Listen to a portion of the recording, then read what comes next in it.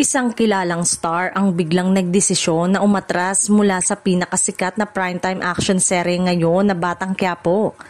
Ready na sana siya para sa isang major role pero nagulat ang lahat nang umatras ito bago pa man sumalang sa matinding eksena.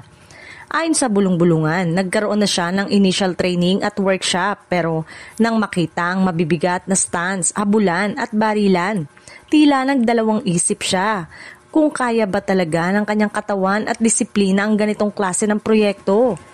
Kaya bago pa man siya pumasok sa kamera, pinili niyang magsabi ng sorry, pas muna.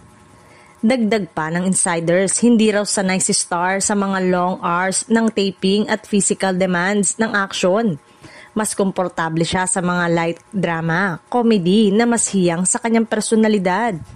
Sayang dahil malaking exposure sana ito para sa kanya. Makakasama na sana niya ang King of Primetime at iba pang bigating bituin ng teleserye. Pero gaya ng sabi ng ilan, mas mabuti nang umatras kaysa ipilit at mapahamak.